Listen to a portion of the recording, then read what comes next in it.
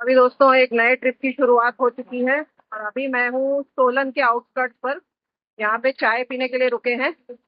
Road trip है। आज तो नारकंडा ही रुकेंगे क्योंकि उससे आगे नहीं जा पाएंगे। अभी सोलन के आगे शिमला आएगा और शिमला के बाद 2.5 घंटे ये नारकंडा पहुंचने में लगता है, तो 8:30-9 बजे तक तो हम वहीं पहुंच पाएंगे। तो आज का स्टे वहीं पर होगा और उसके आगे फिर हम जाएंगे अगले दिन टाबो।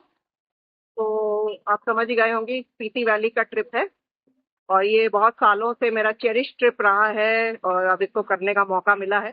तो विंटर स्पीति जो है वो मेनली स्नो लेपर्ड्स के बारे में है। और इसके अलावा वहाँ पे और भी मैमल्स विंटर में, रेड फॉक्स है, पलाद कैट है और बहुत सारे एंटीलोप हैं, जैसे आइबेक्स वगैरह हैं, ब्लू शीप है जिसको भारल कहते हैं। तो और बर्ड्स भी हैं। तो अभी देखते हैं हमें क्या क्या इस बार दिख पाता है। गुड मॉर्निंग दोस्तों, ये सुबह सुबह का नज़ारा है अभी। और ये जगह शिमला से थोड़ी दूरी पर है, कुफरी कहते हैं इसको। तो यहाँ पर एक रिज़ॉर्ट में ही रुक गए थे बिकॉज़ नारकंडा तक पहुँचने का हमारा टारगेट था शाम तक, लेकिन पॉसिबल नहीं लग रहा था। 9-10 बज जाते, मतलब 10 से भी ज़्यादा बज जाते। तो इसलिए फिर रात में यहीं पर स्टे कर लिया। कंफर्टेबल स्टे था, जगह भी काफ़ी खूबसूरत है। अब आगे यहाँ से चलेंगे। आज भी टाबो तक पहुँचने का टारगेट है, लेकिन अगर टाबो नहीं पहुँचते हैं तो उससे पहले काल्पा है, काल्पा पे रुकेंगे।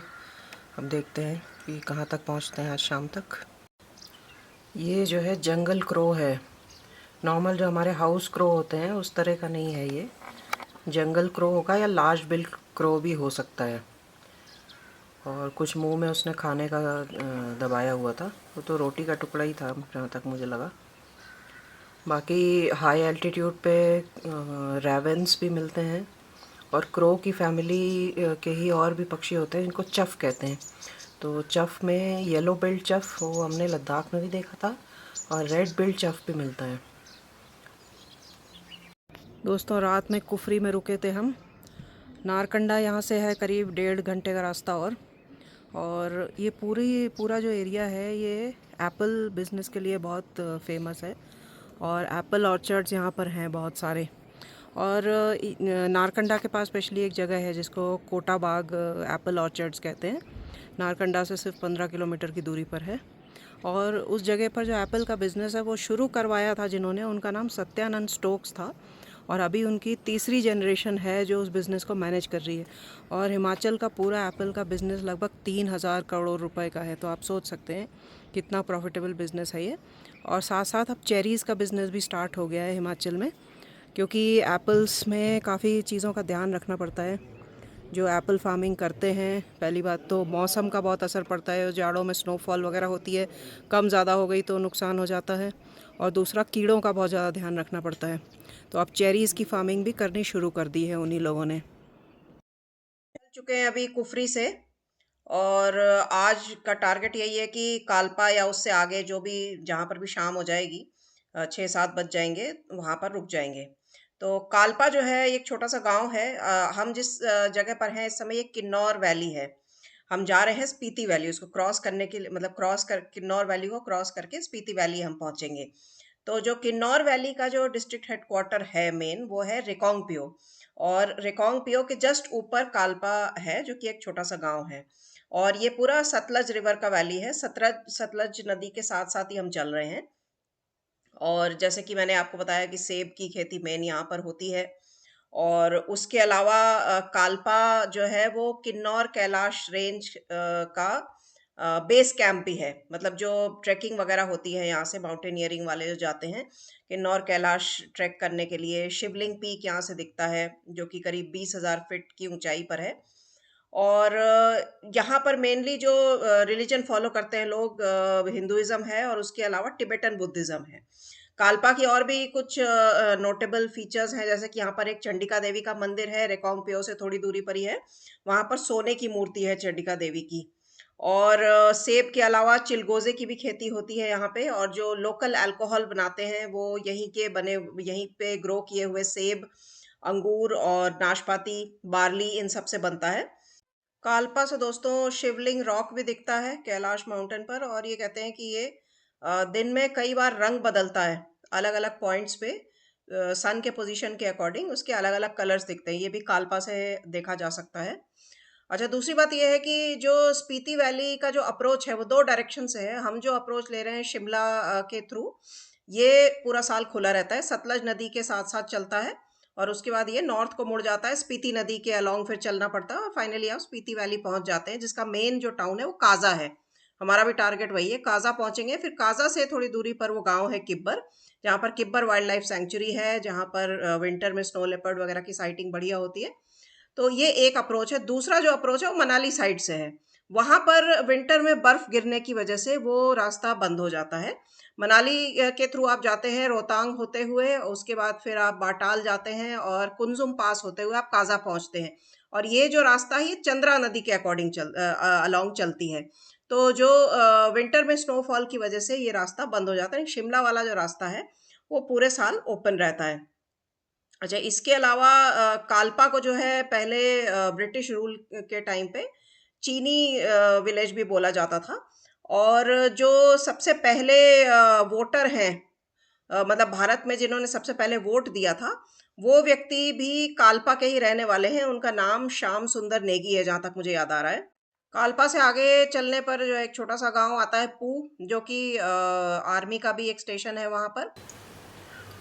दोस्तों, आज ट्रिप का तीसरा दिन है। सुबह हो गई है, अभी हम लोग हैं पू में।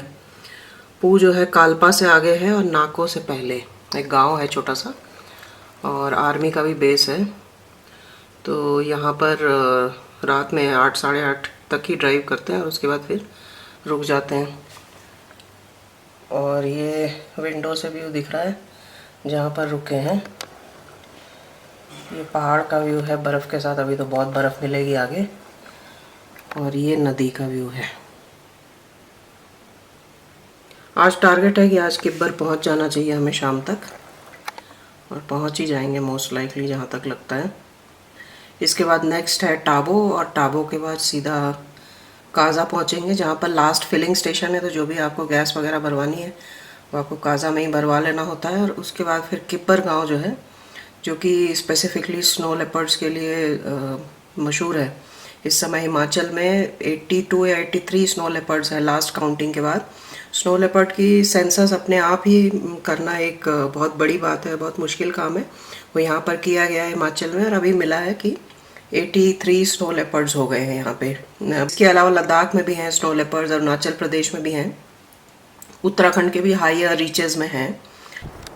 अभी पू से निकलने वाले हैं, लगभग 10 बज रहे हैं अभी सुबह के। ब्रेकफास्ट वगैरह करके निकल रहे हैं। और इससे पहले पड़ता है काल्पा। काल्पा जो है वो रेकोंगपिओ के जस्ट ऊपर है। रेकोंगपिओ डिस्ट्रिक्ट हेडक्वार्टर है किन्नौर वैली का। तो पहले हमने सोचा था काल्पा में रुकेंगे, लेकिन शाम को 6 साढ़े 6 बजे ही वो आ गया था, तो फिर हम आगे चलते रहे और फाइनली फिर हम पू में आके रुके। और काल्पा को पहले चीनी विलेज भी कहा जाता था। सतलज नदी की वैली में सिचुएटेड है।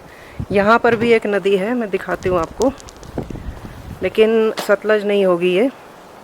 और इसके आगे आएगा नाको और फिर टाबो आएगा। टाबो पे जो नदी है वो स्पीति रिवर है। और नाको में अभी हम रुक पाएंगे या नहीं पता नहीं, लेकिन वहाँ पर एक मोनेस्ट्री है जो बड़ी फेमस है। 1025 CE में वो मोनेस्ट्री बनी है। और वहाँ पर ध्यानी बुद्धा और येलो तारा जिनको कहते हैं, उनके आइडल्स वगैरह हैं। तो अगर टाइम मिलेगा तो थोड़ी देर के लिए नाको मोनेस्ट्री में रुकेंगे। टाबो में भी मोनेस्ट्री है, और नाको की हाइट लगभग 11,000 के ऊपर है, 11,000 फीट के ऊपर है। तो अभी पू में जहाँ पर हम हैं ये भी 10,000 के आसपास होगा, और काल्पा 9,000 है। ये देखिए बढ़िया व्यू है यहाँ पर। हालांकि बर्ड्स नहीं दिखी सुबह से हमें बिल्कुल भी, लेकिन व्यू बहुत सुंदर है। अब ट्री लाइन के लगभग ऊपर हम आने वाले हैं, क्योंकि पेड़ देखिए बिल्कुल छोटे छोटे से पेड़ दिख रहे हैं, और ज़्यादातर जो पहाड़ हैं वो ब्राउन ही है। इससे ऊपर जैसे हम जाएंगे स्पीति वैली की, रिवर की वैली में पहुंचेंगे, तो वहाँ पर बिल्कुल ही जो है पेड़ गायब हो जाएंगे। ये नाको विलेज है और यहीं पर मोनेस्ट्री है। यहाँ पर एक रेड कलर का ऊपर वो दिख रहा है, और वाइट के साथ में बहुत सारे झंडे दिख रहे हैं। उसी जगह पर नाको की मोनेस्ट्री है, जो 1025 CE में बनी थी। इस मोनेस्ट्री एक ख़ास बात है कि 1975 में जो अर्थक्वेक आया था उसमें ये डैमेज हो गई थी बहुत बुरी तरह से, और 1998 आने तक ये बिल्कुल गिरने की कगार पे आ गई थी। तो उस टाइम पे वियना की जो गवर्नमेंट है उन्होंने एक ट्रस्ट सेटअप किया था, उसका नाम था इंटैक। वो यहाँ के जो बुद्धिस्ट लोग हैं और उनका जो एसोसिएशन है उसके साथ मिल के इंटैक ने इसको रिस्टोर करने का काम किया काफ़ी हद तक। और 2002 में यहाँ की जितनी भी बिल्डिंग्स हैं नाको में जो हिस्टोरिकल इम्पोर्टेंस की हैं उन सब के जीर्णोद्धार के लिए एक एसोसिएशन बनाई गई थी। साथ ही नाको में एक लेक भी है, मतलब लेक जो है वो इस गांव को सराउंड करती है पूरा। तो उस लेक के किनारे एक बड़ा सा फुटप्रिंट है, मतलब वो ऐसा वहाँ पे एक डिप्रेशन सा दिखता है लेक के किनारे। तो वो कहते हैं कि गुरु पद्म संभव जो हैं उनका फुटप्रिंट है वो। और ये आसपास का आप देखिए, आसपास का टेरेन आप देखिए पूरा।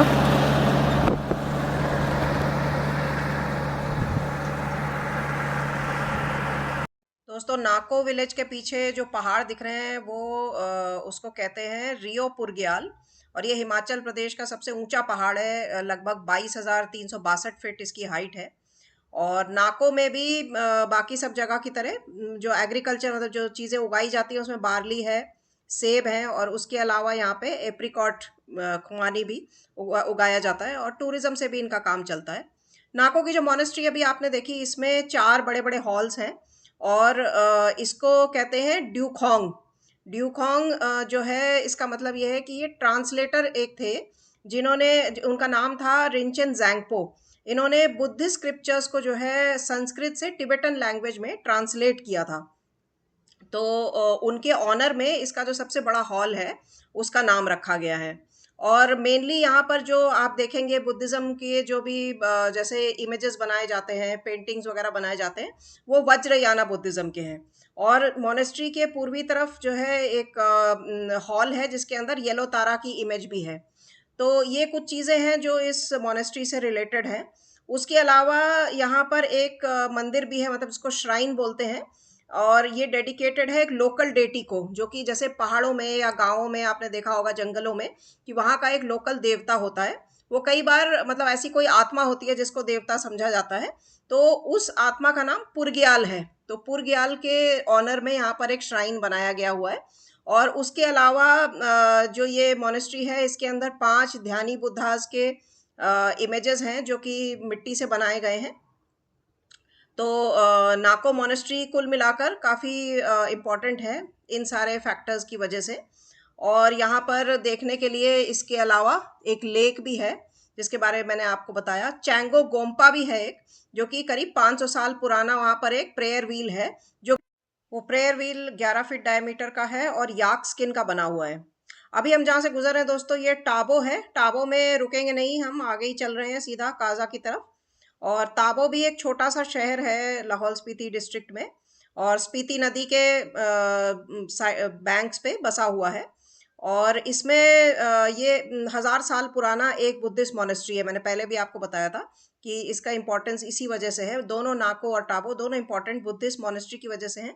जो नाको में मोनेस्ट्री थी वो भी लगभग 900 साल के ऊपर पुरानी थी, और ये वाली जो टाबो वाली है उसमें भी 1000 साल पुरानी बुद्धिस्ट मोनेस्ट्री है। ताबो की हाइट जो है वो करीब 10,760 फीट है। और यहाँ की जो मोनेस्ट्री है इसके ये इसलिए भी इम्पोर्टेंट है क्योंकि जो दलाई लामा है उन्होंने ये कहा है कि जब वो रिटायर होंगे तो वो आके ताबो की मोनेस्ट्री में रहना चाहेंगे और यहीं पर अपनी आगे की साधना करना चाहेंगे, क्योंकि ये मोनेस्ट्री बहुत जो है होली मानी जाती है।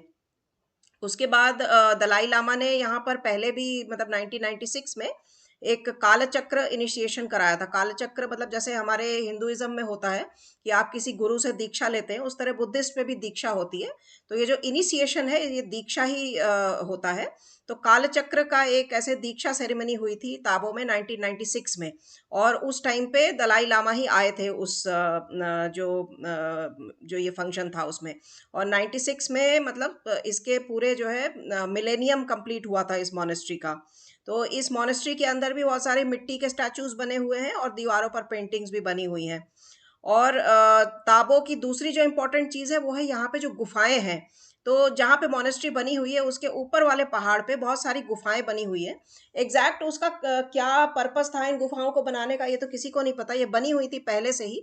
और ये समझा जाता है कि ये जो मॉन्क्स हैं, जो साधु हैं, बुद्धिस्ट जो साधु हैं, वो इसको रहने के लिए इस्तेमाल करते थे, खास करके ठंड के समय। अभी दोस्तों काजा की तरफ जा रहे हैं, मेरे ख्याल से 20-1 किलोमीटर और है काजा।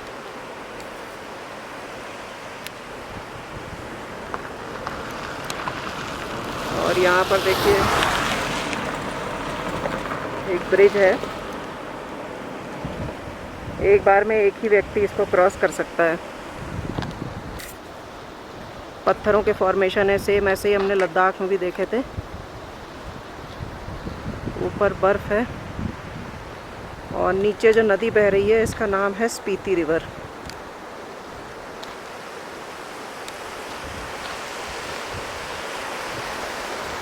ये देखिए ये स्पीति रिवर है और ये स्पीति वैली कहते हैं इस जगह को।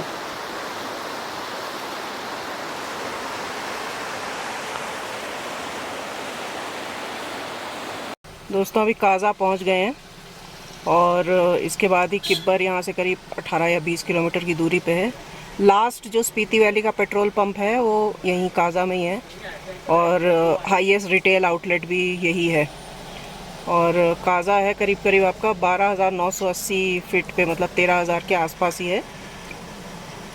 और स्पीति वैली का सब डिविजनल हेडक्वार्टर भी है। कई इम्पॉर्टेंट लैंडमार्क्स हैं यहाँ पर। पास में 2 इम्पॉर्टेंट मोनेस्ट्रीज़ हैं, जिसमें एक साक्या तांग्युद मोनेस्ट्री है और एक है के मोनेस्ट्री। इसमें के ज़्यादा पुरानी है, वो 11th सेंचुरी की बनी हुई है और दूसरी वाली 14th सेंचुरी की है। और ये दोनों शहर से बाहर हैं, मतलब काजा सिटी से करीब करीब 12 और 14 किलोमीटर की दूरी पे है। जो साक्या तांग्युद है वो एक गांव है, कोमिक विलेज बोलते हैं उसको, उसके पास में है वो। और इसके अलावा यहाँ पे रंगरीक एयरबेस भी है।